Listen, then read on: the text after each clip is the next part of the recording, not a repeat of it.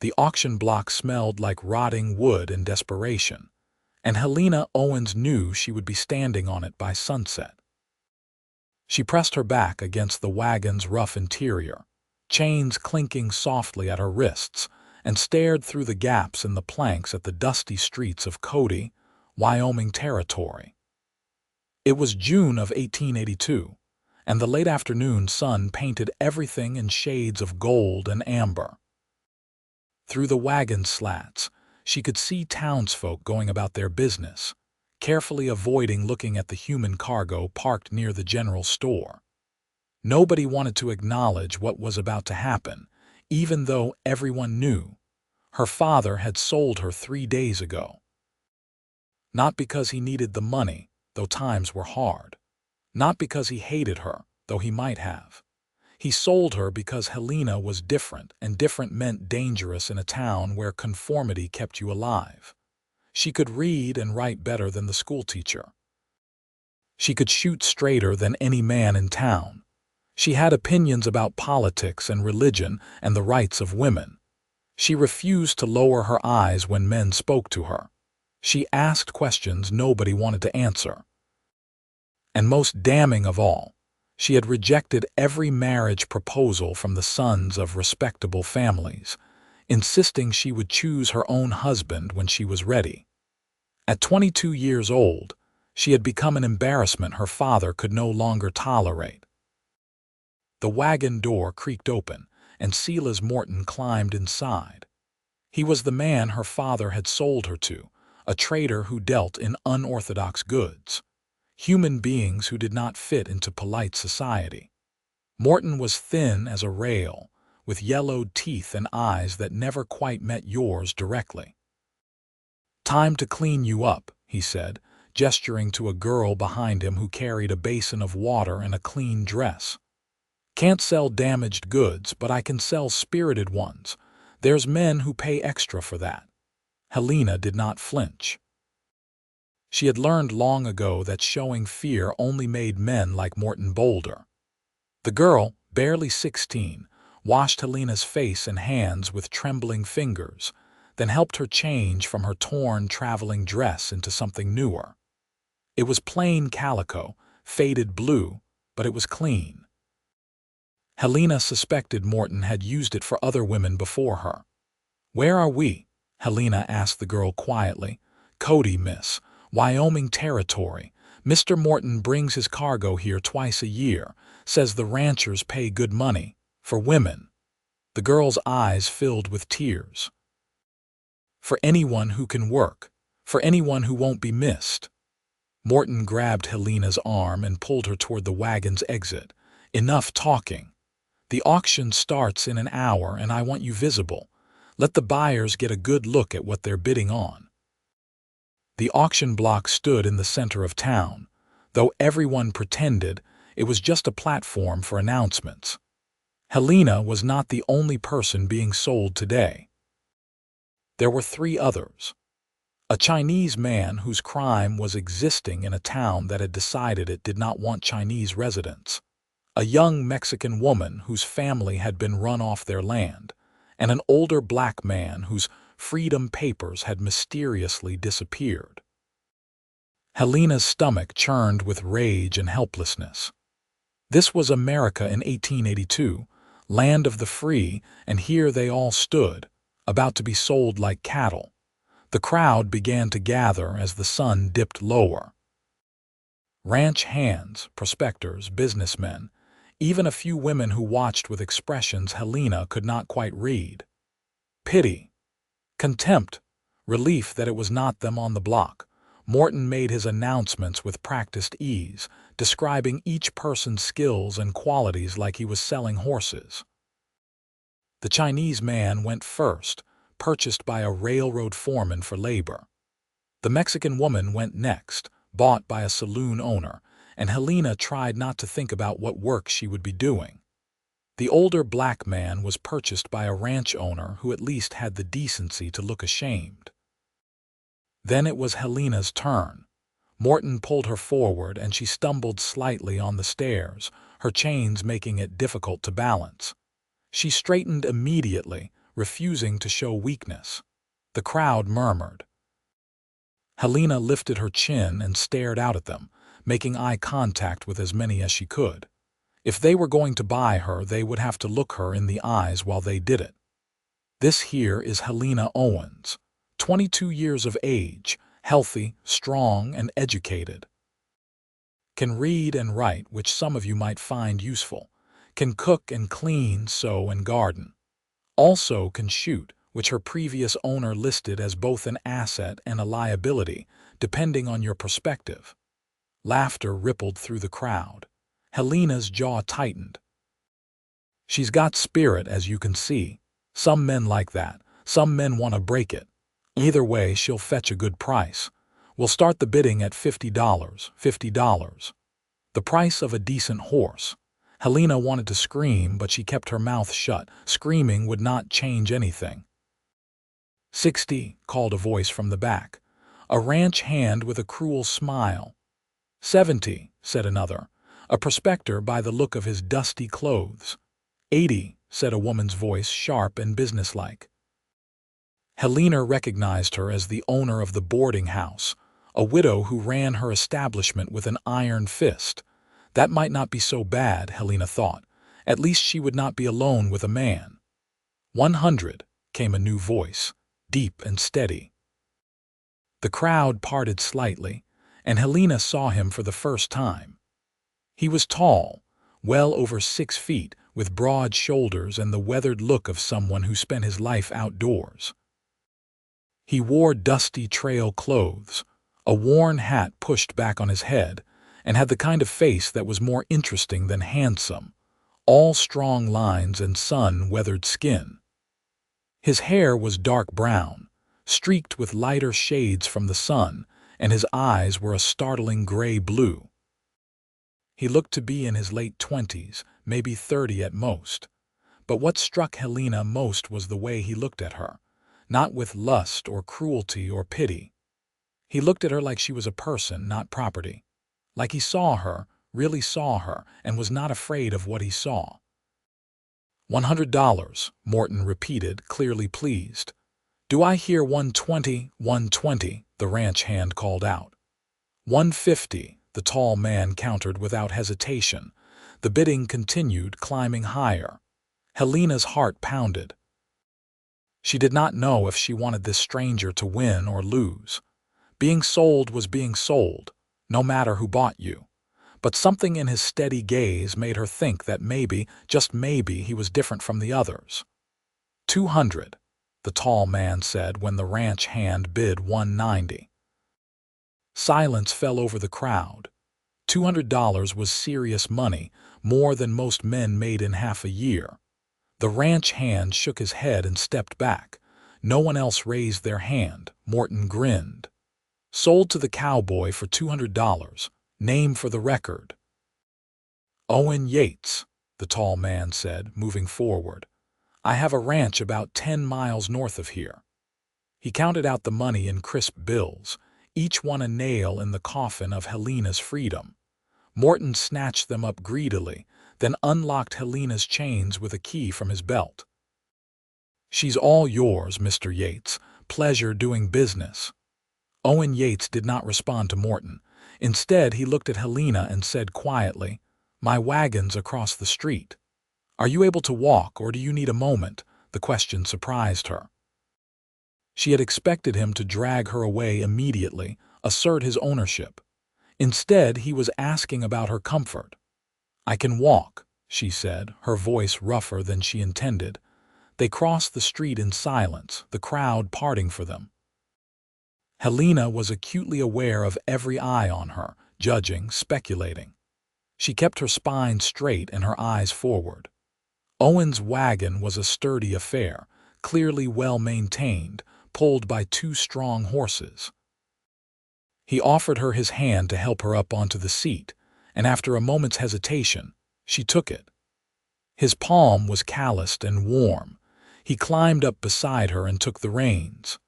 They rode out of Cody without a word, leaving behind the auction block and Morton's greedy smile and the crowd's whispers.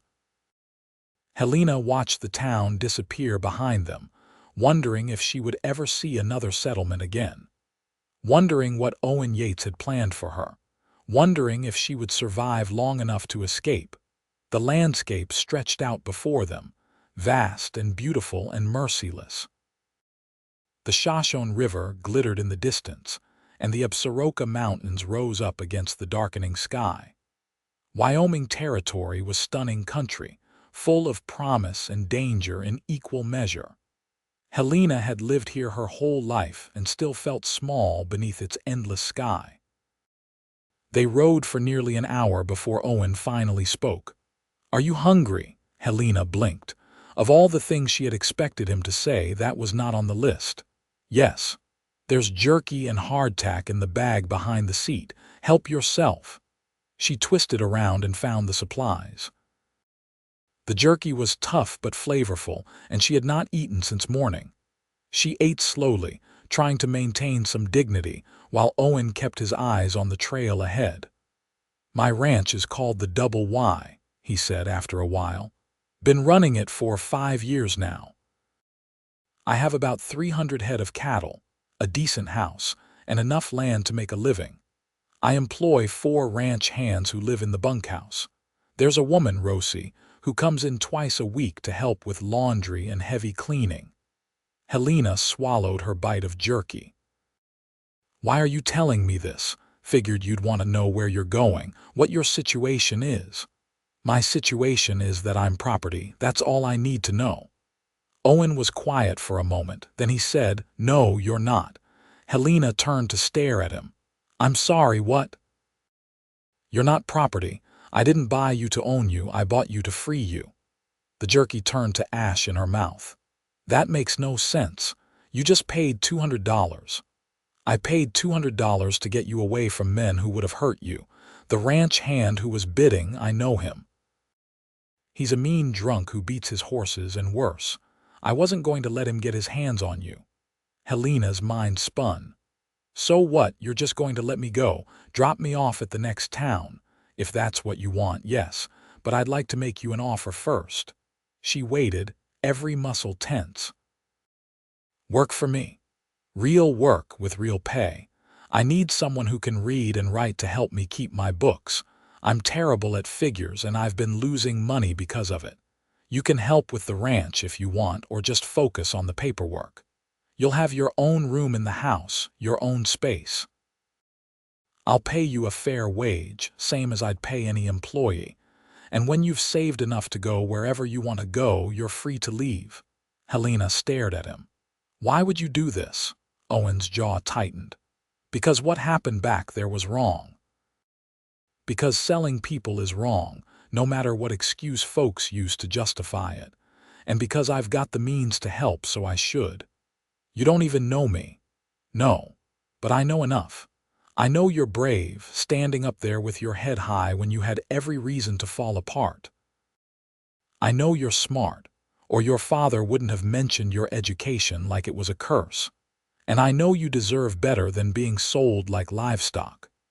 Tears burned behind Helena's eyes, but she refused to let them fall. She had cried enough over the past 3 days. "How do I know you're telling the truth? How do I know this isn't some trick?" "You don't," Owen said simply. "You'll have to decide whether to trust me, but I give you my word, Helena. You're safe on my ranch. No one will hurt you. No one will force you to do anything. And you're free to leave whenever you choose." The sun had set completely now, and stars were beginning to emerge in the darkening sky.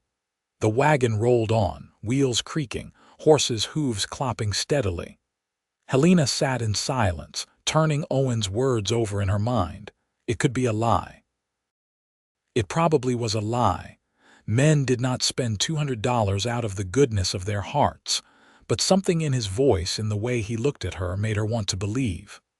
"All right," she said finally. "I'll work for you, but the first time you break your word, I'm gone.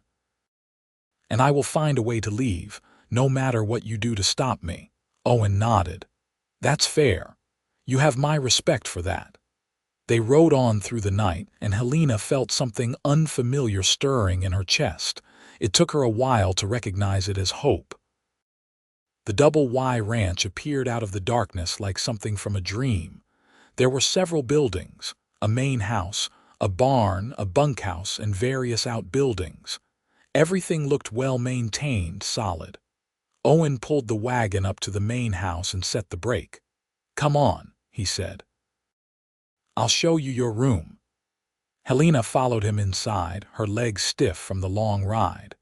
The house was simple but comfortable, with a main room that served as both kitchen and living area, and several doors leading to other rooms. Everything was clean but distinctly lacking a woman's touch.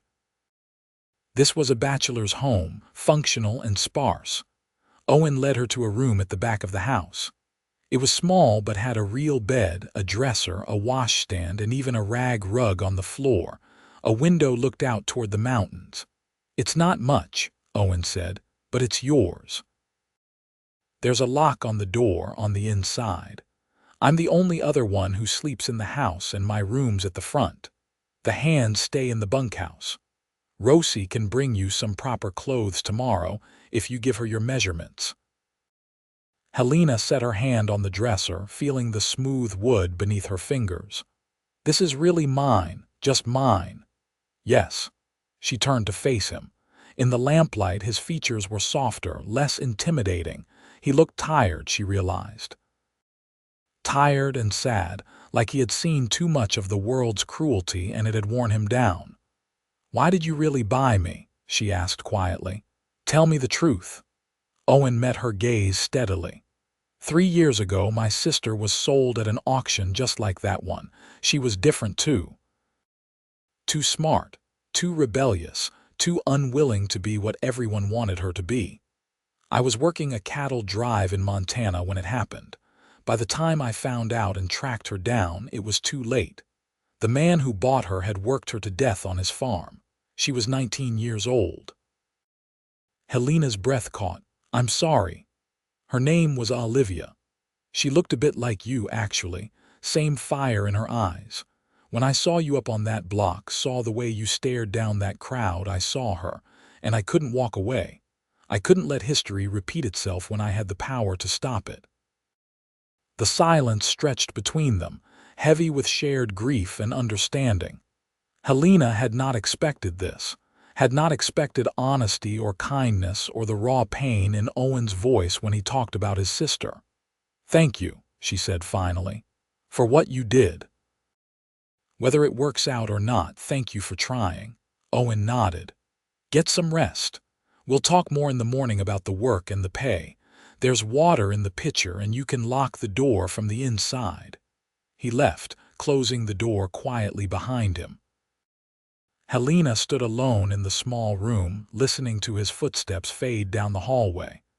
Then she walked to the door and turned the lock, hearing it click into place. It was a small thing, a lock, but it meant everything. It meant safety. It meant choice. She sat on the bed and finally, let herself cry. Morning came with the sound of roosters and the smell of coffee. Helena woke disoriented, forgetting for a moment where she was. Then memory rushed back and she sat up quickly, heart pounding. Daylight streamed through the window, painting everything in soft gold. She had slept through the night, which surprised her. She had expected nightmares. There was a knock at her door. "Miss Owens, I've got hot water for washing if you'd like." A woman's voice, kind and weathered. Helena unlocked the door to find a stout woman in her 50s with gray streaked hair and laugh lines around her eyes. "I'm Rosie Murphy," the woman said, setting down a pitcher of steaming water. "Mr. Yates asked me to come by this morning, help you get settled. I brought some clothes that might fit. They were mine when I was younger and skinnier," she smiled. "Before I discovered the joys of my own cooking." Helena could not help but smile back. "Thank you, Mrs. Murphy." "Just Rosie, dear. Now, Mr. Yates said you might need some things. Let's see what we can do." Rosie had brought several dresses, all practical calico and cotton, along with undergarments, a nightgown and sturdy boots. Helena changed into a dress that fit reasonably well, brown calico with a small floral print. It felt good to be clean and properly dressed.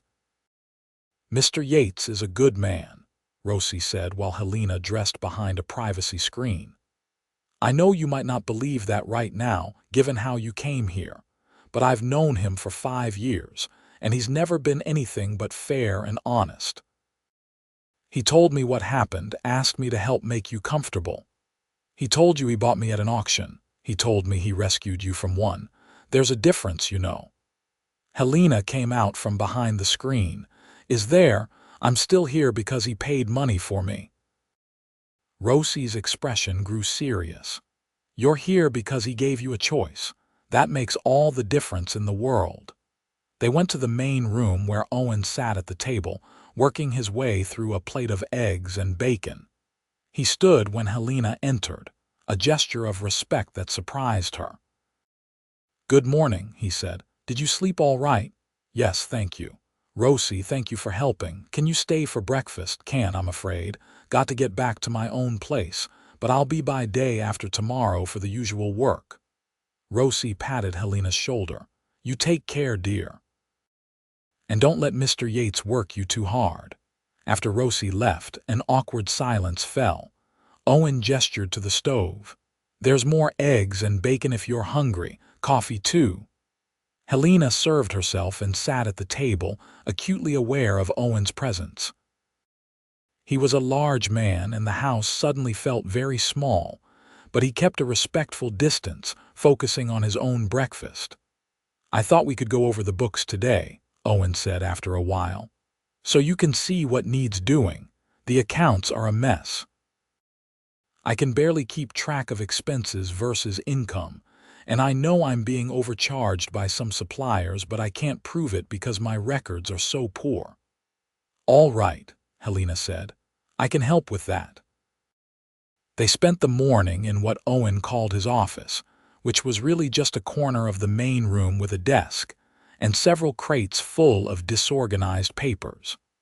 Helena was horrified by the state of his record keeping.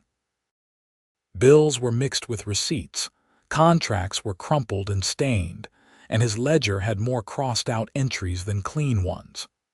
"How have you not gone bankrupt?" she asked, holding up a receipt that was dated 2 years ago and never filed. Owen rubbed the back of his neck sheepishly. "Luck, mostly. And the fact that cattle prices have been good, but I know it can't last if I don't get organized."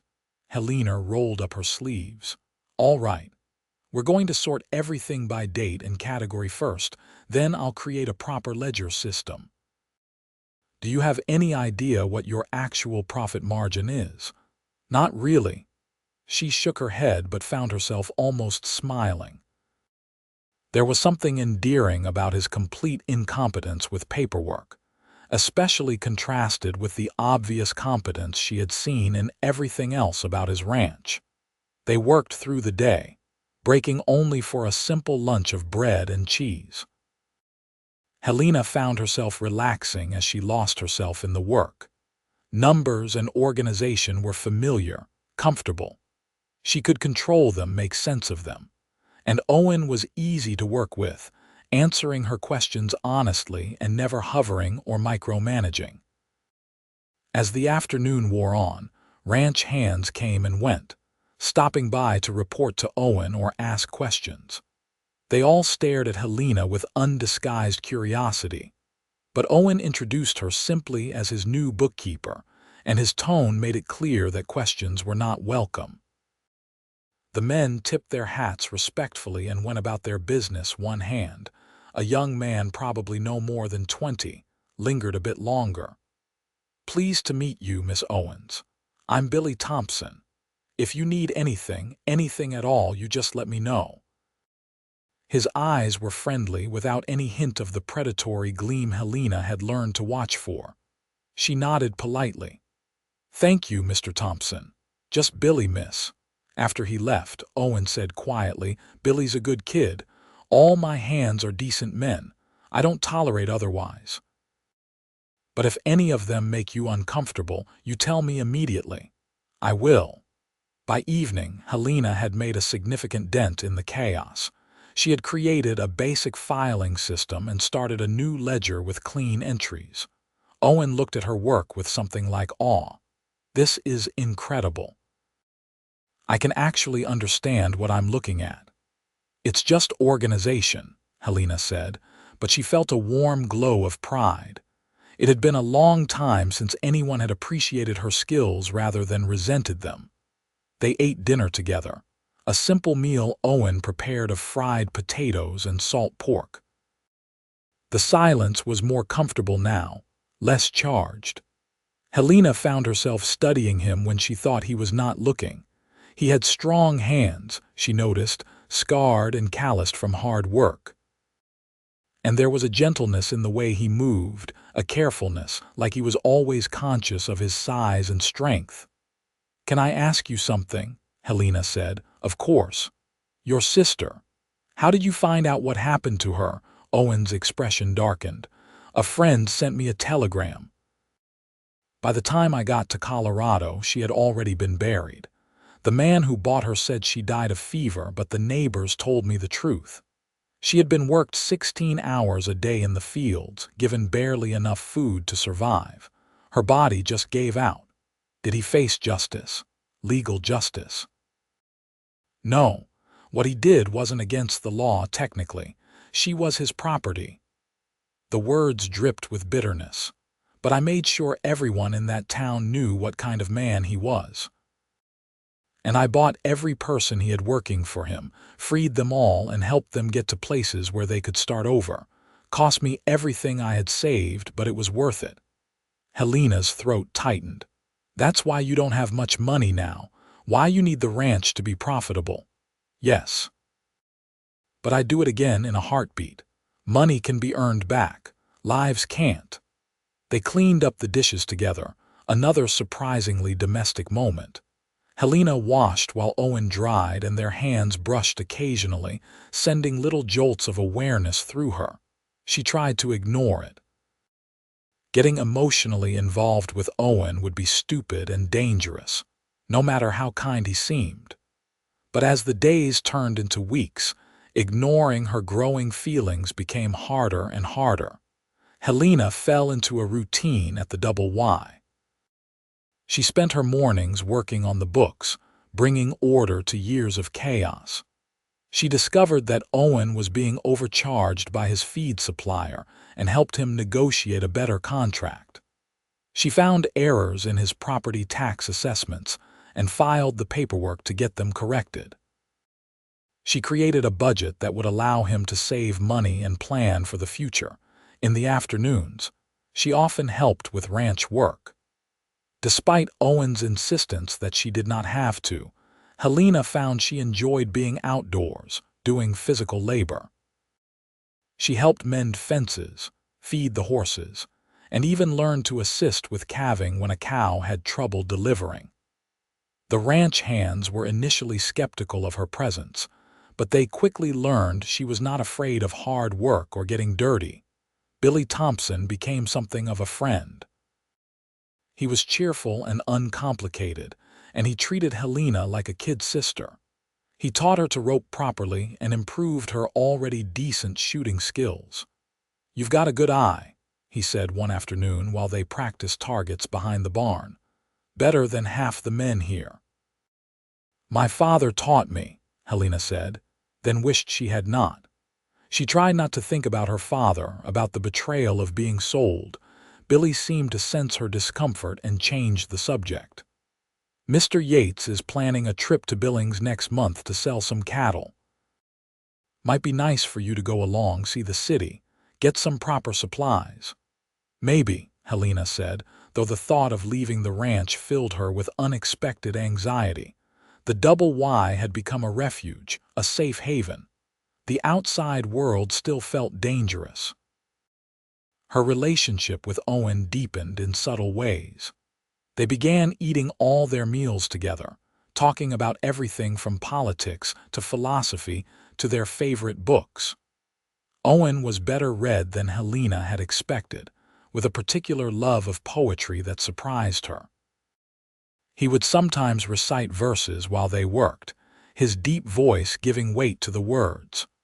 One evening, they sat on the porch watching the sunset paint the mountains purple and gold. Owen had brought out 2 cups of coffee, and they sat in comfortable silence, listening to the sounds of the ranch settling down for the night. "You ever think about leaving?" Owen asked suddenly. "You've been here almost 2 months now. You could have enough money saved to go to a city, start fresh."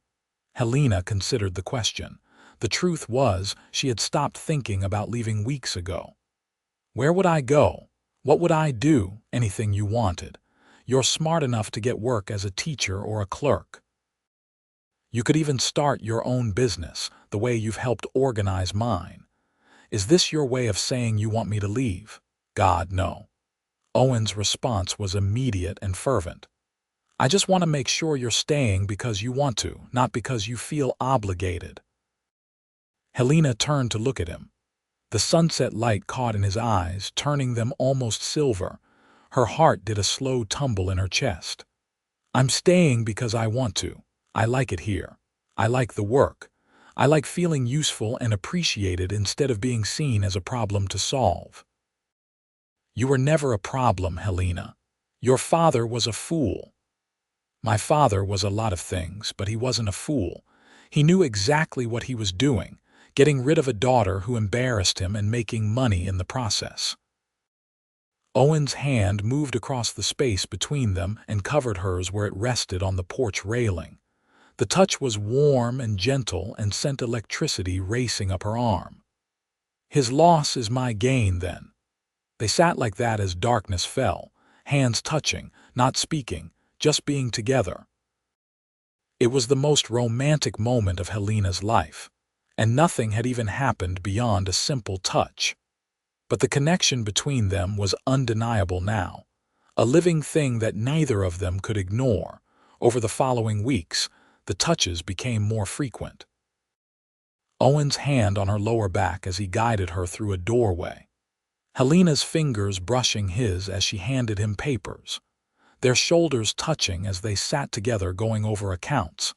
Neither acknowledged what was happening, but the air between them grew thick with unspoken feelings. The ranch hands noticed, of course. Billy grinned whenever he saw them together, and the other men exchanged knowing looks. Even Rosie commented on it.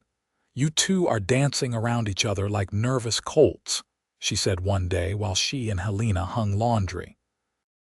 "Why don't you just admit you've got feelings and be done with it?" "It's complicated," Helena said, pinning a sheet to the line. "It's only complicated if you make it so. He cares for you. You care for him. Seems simple enough to me. I came here as property he bought. How do I know my feelings are real and not just gratitude? How does he know his feelings aren't just him trying to save his sister through me?" Rosie stopped working and looked at Helena seriously. "Those are fair questions. But you know what I think? I think you're both overthinking it. Love doesn't have to make perfect sense. It just has to be real. And what I see between you two is as real as anything I've ever witnessed." That night, Helena could not sleep. She kept thinking about what Rosie had said about love and choices and reality. She got up and went to the kitchen for water, moving quietly through the dark house, but the kitchen was not empty. Owen sat at the table, a single candle burning, going over some papers. "Can't sleep either?" he asked, looking up. "Too much on my mind. Want to talk about it?" Helena poured herself water from the pitcher and sat down across from him. The candlelight made shadows dance across his face, highlighting the strong line of his jaw, the curve of his mouth. "Can I ask you something honest, always? What are we doing here, Owen? You and me? We're not just employer and employee anymore. We have not been for a while, but I don't know what we are." Owen set down his pen carefully. "What do you want us to be? I asked you first." A smile ghosted across his lips. "Fair enough." He took a breath. "I care about you, Helena. More than I should, probably. More than I plan to. I know the circumstances of how you came here are complicated. I know there's a power imbalance because I'm technically your employer and I'm the one who bought your freedom, but my feelings for you are real. You're smart and brave and funny, and you see the world in ways that make me want to be better. I think about you constantly. I worry about you. I want to make you smile. And I know that might not be fair or appropriate given everything, but it's the truth. Helena's heart hammered so hard she was sure he could hear it. I care about you too. I have for weeks now. Maybe longer, but I'm scared, Owen. I'm scared that my feelings are tangled up with gratitude and dependency. I'm scared that you see me as a way to redeem yourself for not saving your sister. I'm scared that we're both making a mistake that will end up hurting us both. Owen reached across the table and took her hand, his thumb tracing circles on her palm. Those fears are valid.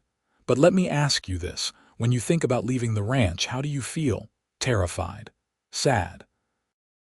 Like I'd be losing something precious? And when you think about me, what do you feel? Helena met his eyes. Safe, happy, excited, like maybe the world isn't as cruel as I thought it was. That's not just gratitude, Helena, and what I feel for you isn't about my sister. Olivia was Olivia, and you're you. Two completely different people who happen to both be strong enough to resist being broken by a world that wanted them small. Yes, seeing you on that auction block reminded me of her, but everything that's happened since has been about you. Your laugh. Your sharp mind. The way you scrunch up your nose when you're concentrating on a difficult column of numbers. The way you're not afraid to get dirt under your fingernails or speak your mind or challenge me when you think I'm wrong. I'm falling in love with you, Helena, not with a memory or an idea. With you. The words hung in the air between them, precious and terrifying. Helena felt tears prick her eyes. I'm falling in love with you too. I think I have been since the night you brought me here and gave me a room with a lock on the door, since you treated me like a person worth respecting.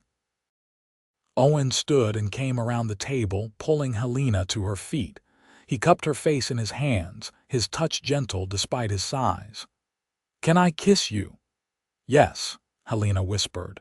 The kiss was soft at first, tentative, both of them feeling their way into this new territory. But then Helena's arms went around Owen's neck and his hands slid to her waist, pulling her closer, and the kiss deepened into something that stole her breath and made her dizzy. He kissed like he did everything else, with complete attention and care, and Helena felt herself melting into him. When they finally broke apart, both breathing hard, Owen rested his forehead against hers. We should probably talk about what this means. Set some ground rules. Rules. I don't want you to feel pressured. You still have your own room, your own space. We can take this as slow as you need. And if you ever change your mind, if you ever want to leave, that option is still open. This doesn't trap you here. Helena pulled back enough to look into his eyes. What if I don't want slow? What if I'm tired of being careful and overthinking everything? Then we go at whatever pace feels right to you. But I need you to know that I'm serious about this, about you. I'm not looking for something temporary or casual. If we do this, I'm all in. So am I, Helena said. I'm all in.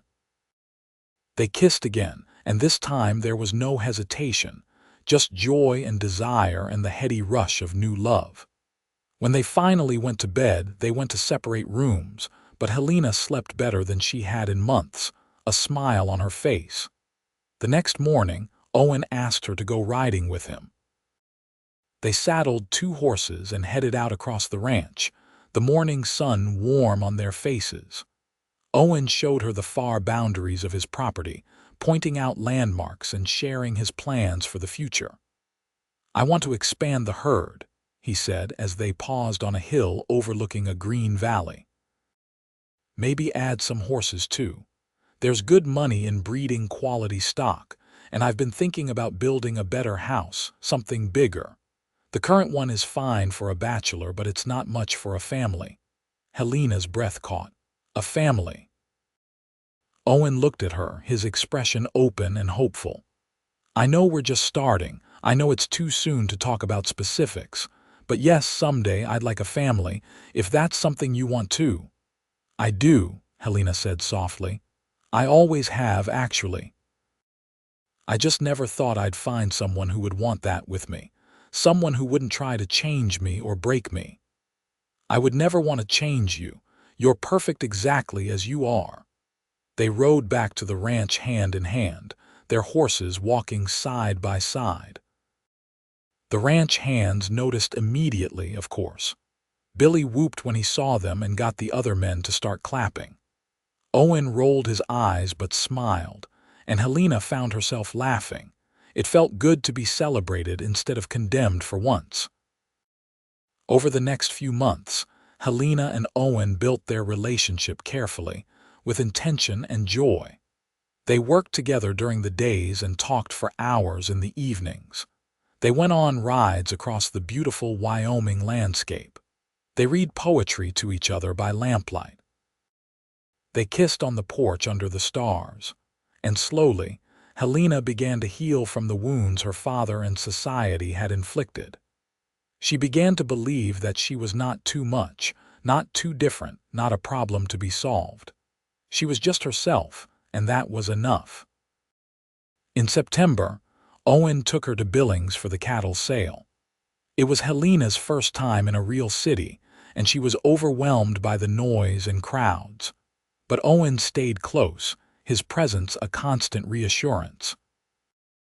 They stayed in a respectable hotel, separate rooms, though Helena found herself wishing they did not have to be separate. On their last night in Billings, Owen took her to dinner at the fanciest restaurant in town. He wore a suit that made him look devastatingly handsome, and Helena wore a new dress they had bought together, deep green with lace at the collar and cuffs. She felt like a princess in it. Over dessert, Owen reached across the table and took her hand. I have something to ask you. Helena's heart began to race. What is it? These past 4 months with you have been the happiest of my life. You've brought light and laughter to the ranch. You've made me a better man. You've shown me what real partnership looks like, and I can't imagine my future without you in it. He pulled a small box from his pocket and opened it to reveal a simple gold band with a small diamond. Helena Owens, will you marry me? Will you be my wife, my partner, my love for the rest of our lives? Tears streamed down Helena's face, but she was smiling so hard her cheeks hurt. Yes. Yes. Absolutely yes. Owen slipped the ring onto her finger, and then he was around the table, pulling her into his arms, kissing her while the other diners applauded. Helena did not care who was watching. She was too happy, too overwhelmed with joy. They were married 3 weeks later in Cody, in the small church on the edge of town. Rosie helped Helena get ready, fussing over her dress and hair like a mother would. Billy and the other ranch hands served as witnesses, all dressed in their Sunday best. The ceremony was simple but heartfelt, and when the preacher pronounced them husband and wife, Owen kissed Helena like he was sealing a promise that would last forever. The townspeople who attended were the same ones who had watched Helena be sold 4 months earlier. Some looked ashamed. Some looked confused, but Helena did not care about their opinions anymore. She had found love and freedom and a future worth living. That was all that mattered. The wedding celebration at the ranch was joyful and rowdy. Rosie had prepared a feast, and someone had brought a fiddle for music. They danced under the stars, Helena's wedding dress swirling around her legs, Owen's arms strong and sure around her waist. When they finally said goodnight to their guests and went into the house together, it was as husband and wife, as true partners. Their wedding night was tender and passionate, both of them nervous and excited. Owen was gentle, patient, making sure Helena felt safe and loved every moment. And when they finally came together, it felt like the most natural thing in the world, like 2 pieces finally fitting into place. I love you, Owen whispered against her hair as they lay tangled together afterward, both breathing hard and smiling. "I love you too," Helena said. "Thank you for seeing me, for celebrating everything that made me different instead of trying to change it. Those differences are what make you extraordinary. I would never want to change them." They built a life together over the following years. Helena continued managing the ranch's business affairs, her sharp mind turning the Double Y into one of the most profitable ranches in the territory. Owen expanded the herd and started breeding horses, just as he had planned. They built a bigger house, a beautiful two-story structure with a wide porch and large windows that let in the mountain views, and they had children. Their first was a son they named Oliver, born in the spring of 1884. He had Owen's gray eyes and Helena's dark hair, and he was the light of their lives. 2 years later came twin daughters, Grace and Lily, who were as different as night and day but equally loved. And finally, another son, Henry, born in 1889. Helena raised her children to be independent thinkers, to question the world around them, to be kind but strong. She taught them to read and write, to value education and curiosity. Owen taught them to ride and rope, to respect the land and the animals in their care, to be honest and hardworking. The ranch thrived. Helena's business acumen combined with Owen's ranching knowledge made them a formidable team. They became respected members of the community, known for their fair dealings and their willingness to help neighbors in need. Owen continued his quiet work of helping people who had been sold or trapped, buying their freedom when he could, offering jobs and second chances. Helena never forgot where she had come from, never forgot the humiliation and fear of standing on that auction block. But she also never let it define her. Instead, she used her experience to fuel her passion for justice and equality. She became an advocate for women's rights, writing letters to newspapers and politicians, speaking out against the injustices she saw. In 1890, Wyoming became a state and one of the first to grant women the right to vote. Helena cast her ballot with tears in her eyes, thinking about how far she had come, from property to voter, from commodity to citizen. It was a victory she had never imagined possible 8 years earlier. She and Owen celebrated that night, toasting to the future with glasses of wine on their porch while their children slept peacefully inside. "We've built something good here," Owen said, his arm around her shoulders. "A family, a home, a legacy. We have," Helena agreed, leaning into his warmth. "Thank you for taking a chance on me, for seeing past the circumstances and seeing the person. Thank you for trusting me when you had every reason not to, for choosing to stay, for building this life with me." They kissed under the Wyoming stars, two people who had found each other in the darkest of circumstances and created light together. The years continued to pass, filled with the normal joys and sorrows of life. There were hard times, droughts and harsh winters, cattle lost to disease and children's illnesses that made Helena pray through the night. But there were far more good times. Birthday celebrations and Christmas mornings. Watching their children grow and learn and become wonderful people in their own right. Quiet evenings by the fire, Owen reading aloud while Helena sewed and listened. Oliver grew up to be a thoughtful, serious young man who loved books as much as ranching. He took over more and more of the ranch operations as Owen aged, running it with the same integrity his father had shown.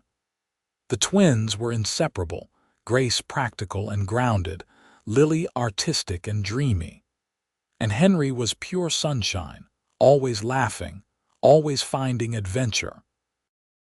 In 1895, when Helena was 35, her father died. She received a letter from a lawyer informing her that she had been left nothing in his will as expected. But enclosed was a note her father had written before his death. It was brief. "I was wrong. You were never the problem, I was.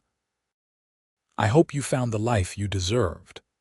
Helena cried when she read it, not for the father she had lost, but for the relationship they had never had.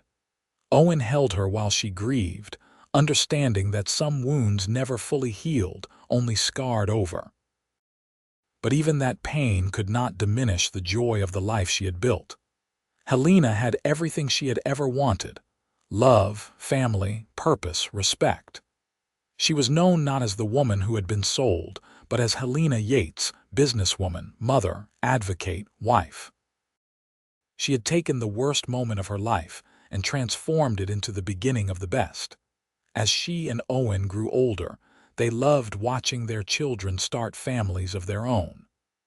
Oliver married a schoolteacher from Billings, a smart woman named Sarah who reminded Helena of herself.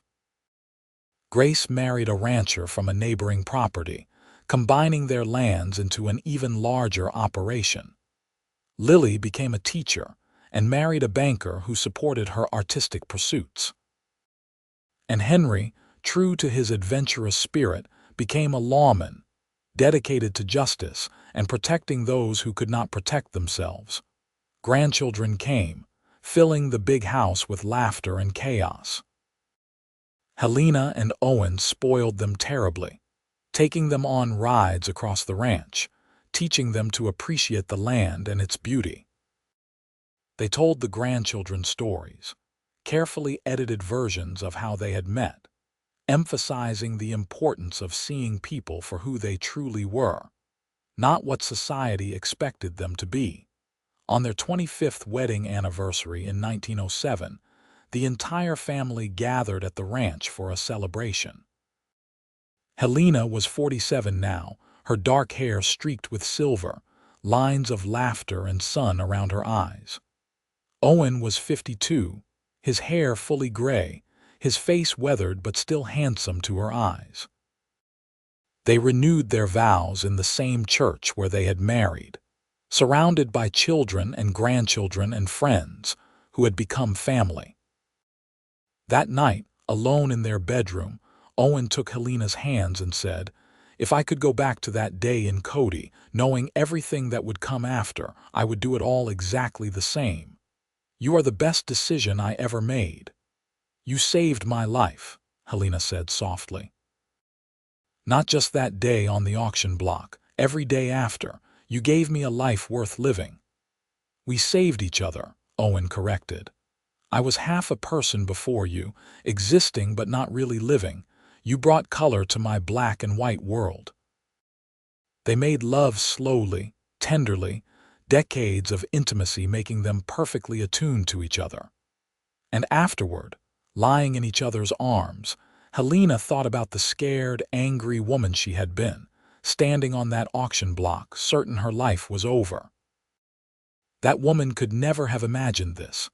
A long, happy marriage, children and grandchildren who adored her, a ranch that prospered, a community that respected her, and most of all, a man who loved her exactly as she was.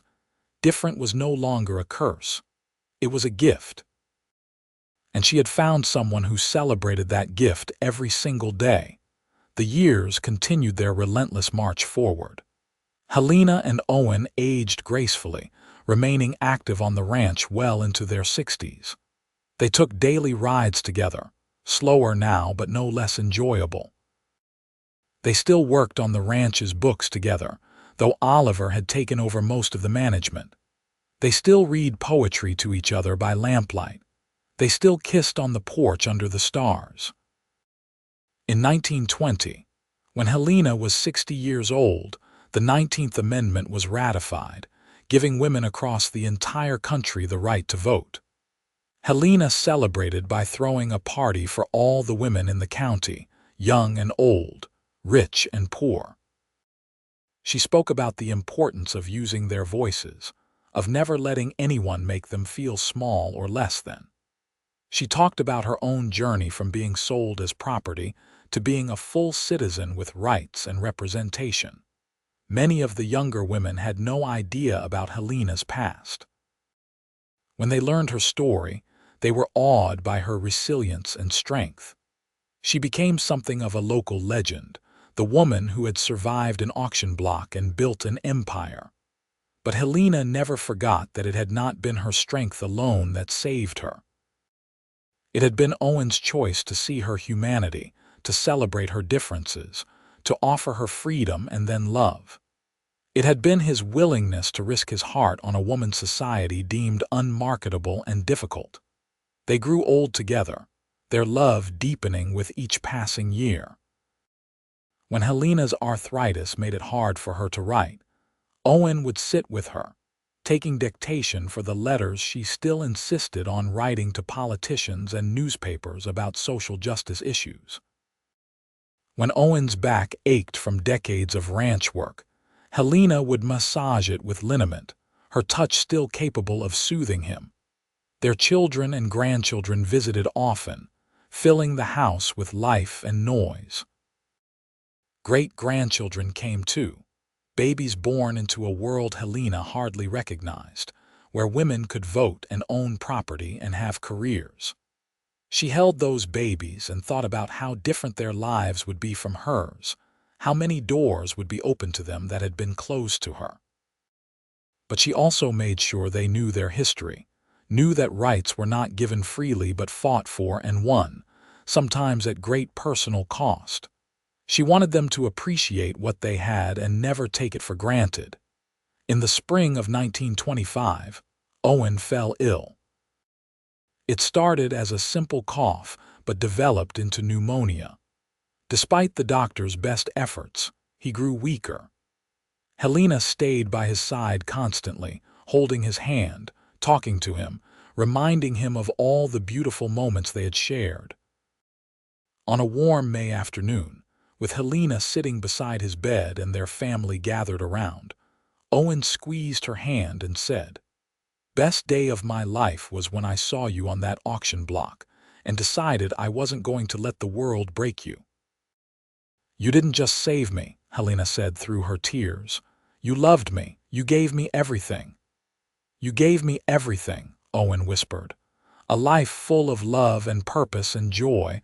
I would not change a single moment." He died peacefully that evening, 69 years old, surrounded by the family he and Helena had built together. Helena's grief was enormous, a tidal wave that threatened to drown her. But she was also grateful. Grateful for 43 years of marriage. Grateful for every moment, every conversation, every kiss, every shared sunrise. She lived another 3 years without him, active and engaged until the very end. She continued her advocacy work, wrote her memoirs at her grandchildren's request, and made sure the ranch remained prosperous and the family remained close. On a cool October morning in 1928, Helena passed away in her sleep, 68 years old, in the bedroom she had shared with Owen for so many years. Her children found her with a peaceful expression on her face, one hand resting on Owen's pillow, as if she had reached for him in her sleep. They buried her next to Owen on a hill overlooking the ranch they had built together. The entire county turned out for the funeral, paying respects to a woman who had lived with courage and grace, who had transformed pain into purpose, who had never let the world's cruelty make her cruel in return. The Double Y Ranch continued for generations, run by Helena and Owen's descendants, who carried on the values their remarkable ancestors had instilled in them. The story of how Helena and Owen met became family legend, told and retold, a reminder that love could be found in the darkest places, that humanity could triumph over cruelty, and that celebrating differences rather than condemning them was the path to true happiness. In the main house, which had been lovingly preserved, visitors could still see the small room where Helena had spent her first night as a free woman, the door with the lock that had meant safety and choice. They could see the desk where she had organized Owen's chaotic books and turned his struggling ranch into a thriving business. They could see the porch where they had kissed under the stars and grown old together. and on the hill where they were buried, two simple headstones stood side by side. Owen Yates, 1856–1925, beloved husband, father, grandfather. He saw humanity where others saw property. Helena Owens Yates, 1860–1928, beloved wife, mother, grandmother. She was sold for being different. He celebrated everything that made her unique. The epitaph said it all. A love story that began in the worst possible circumstances. Two people who chose each other over and over again, every single day, for more than 4 decades. A love built on respect and admiration, and the radical idea that being different was not something to be fixed, but something to be cherished. Their great-great-grandchildren still visited the graves on anniversaries, bringing flowers and sharing stories. The tale of Helena and Owen had become more than family history. It had become a testament to the power of love to transform lives, to the importance of seeing people as they truly are, and to the beauty of celebrating uniqueness instead of demanding conformity. In a world that often prized sameness and obedience, especially from women, Owen had looked at Helena and seen not a problem to solve, but a wonder to behold. And Helena had looked at Owen and seen not a savior or a master, but a partner who would walk beside her through life, celebrating her strengths and supporting her dreams. Their love story, born on an auction block in Cody, Wyoming in 1882, endured far beyond their lifetimes, inspiring generation after generation to choose love over fear, acceptance over judgment, and celebration over condemnation.